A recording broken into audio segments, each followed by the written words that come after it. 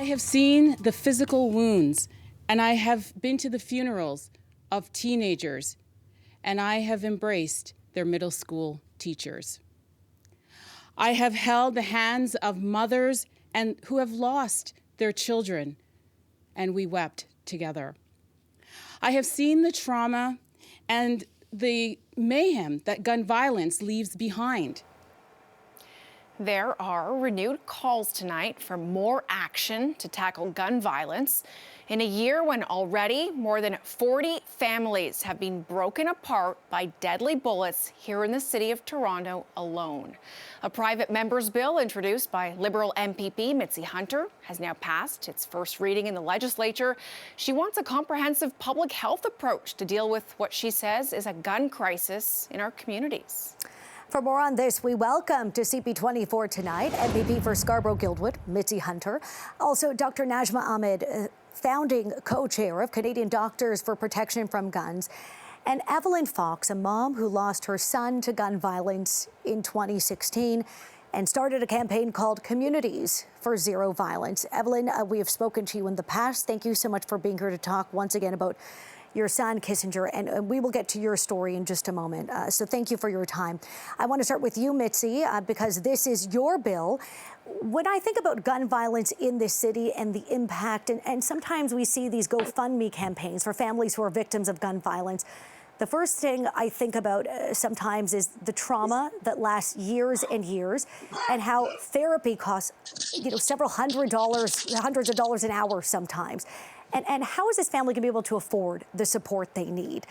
So I wanted you to talk about the idea behind this bill and the cost that these families have to deal with, aside from the trauma that they're dealing with every day.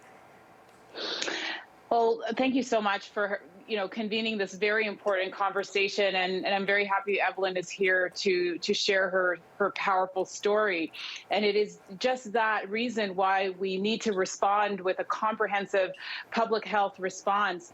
We're in the midst of a pandemic right now, and we see the value of public health. And these communities that are affected by gun violence need just as much time and attention and resources paid to them so that the community can heal. Gun violence is a public health crisis right now. We've had 17 more homicides in Toronto than all of last year. And, when we talk to young people and we talk to families, and I've been in my community where there's been 8 shootings in the month of November alone, I see the fear, I see the hopelessness. And we have to, make sure that there isn't intergenerational trauma that carries forward. And we need to break the cycle of violence in our communities. My private member's bill, Bill 60, will do that. It will make it a public health issue. Boards of public health will have comprehensive programs to deal with it, hospital-based interventions, community-based interventions, and importantly, for those who have experienced that type of trauma, they will get trauma-informed counseling covered by OHIP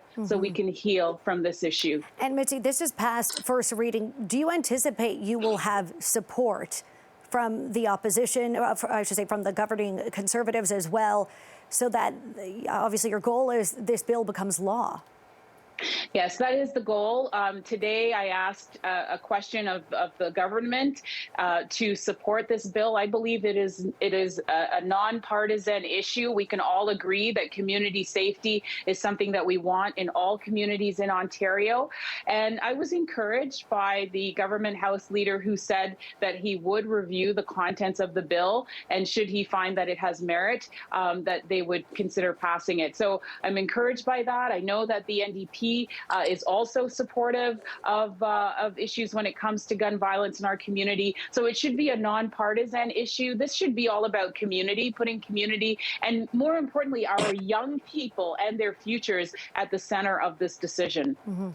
Evelyn, let's eliminate the politics out of this completely. You have bravely stood before cameras and microphones for the last 5 years talking about your son, Kissinger, 26 years old, father of 4, lost his life in September 2016. How would a bill like this help families like yours in this terrible aftermath and the years of terrible aftermath that follow? Well, this is actually something I did a deputation on with the Toronto Board of Health, and that was actually my request, was to have OHIP covered services for families after, because trying to find myself and my family services after victim services, their funding ran out. It was extremely difficult. Anything that you require by psychotherapists is not covered under OHIP.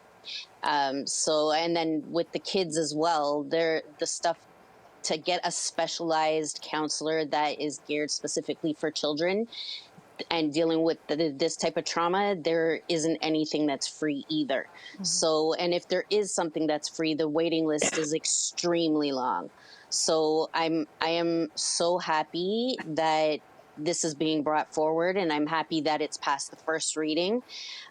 This is such a big but small step forward at the same time, because the supports are necessary to not only deal with the potential for suicides, but also the potential for retaliations. So it makes me really happy to see that, somebody's listening. How much of a factor does that re-traumatization play here once you've lost someone who's so dear to you? Now you've got to pay out of pocket hundreds or thousands of dollars to get support. What would it have meant for your family, for example, to have this kind of protocol in place, these supports in place when you lost Kissinger back in 2016? And not only families, but communities as well. I'm thinking of the playground shooting a few years ago, the shooting at a Tandridge birthday party, a child's birthday party earlier this summer. What do these supports mean, Evelyn? They are very significant. First of all, you have a funeral that you don't anticipate paying for, which I didn't even realize how much a funeral costs until my son was killed. And then having to try and navigate the different avenues in services, it's very overwhelming. So this is just, it's such a big step. Like I said, I'm really happy. I am really happy that it's coming forward. I really am, because it's so needed. It really is so needed. And Dr. Ahmed, Evelyn raises so many great points. Her son Kissinger, not only a son, he had a fiance, 4 children. The impact of the loss of life extends to so many people, and the impact lasts a lifetime. As Evelyn points out, victim services, an extension of the Toronto Police, is there to provide support. As far as I'm aware, it's not exactly a lifetime of support, as Evelyn has noted. So let's talk about, how many people do you think this could help here in our province when you think about the loss of one life impacts so many people? Thank you. First of all, thank you for having me, and it's wonderful to be here. On behalf of Canadian Doctors for Protection from Guns, we are delighted to support this private member's bill. We think it's incredibly important because I can tell you that as a trauma surgeon, the wounds do not heal after we finish our surgery and our hospitalization. Often these patients are in the hospital for weeks, and if not months, attached to life support, on having many reoperations just to heal the physical wounds. And then there's the emotional scarring and the traumatization for themselves, the emotional scars, and for their families and for their communities. And there is insufficient support in the community to help these communities put their lives back together. The bullets from these guns reverberate for generations. Someone said that we have to be careful to avoid intergenerational trauma, but it's very, very true. These are young people who are in the midst of building their lives, and all of a sudden, all of that is taken away, and people who are left never imagined that they would be grieving such a young person. So I think that these supports that Mitzie has put forward, and I'm pleased to hear that the government considers many of these points as meritorious, because we also consider that this bill has a lot of merit and will do a lot of good in communities. People have to understand, just like any other illness, it doesn't end when the patient leaves the hospital. Mm-hmm. They have to put their lives back together. There's a lot of emotional, physical, economic hardship that happens. People have to retrain in different careers if they survive these injuries. There's a lot of questions. Often criminal and police investigations take many years to resolve. And I think it's been demonstrated that a public health approach is the best approach for these kinds of diseases, and gun violence is a disease.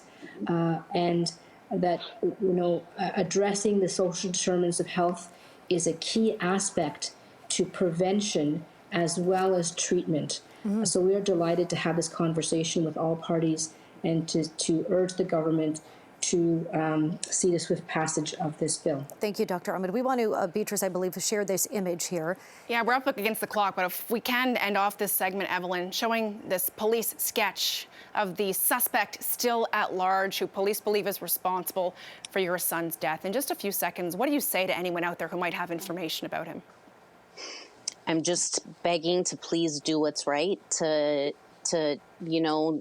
come forward. And I know it's difficult, but to come forward and give our family some sense of justice and closure, and take this murderer off the streets. Hold him accountable for his crime. MPP Mitzie Hunter, Dr. Najma Ahmed, Evelyn Fox, thanks to all three of you for being here with us tonight for this important conversation. And thank you. Thank you.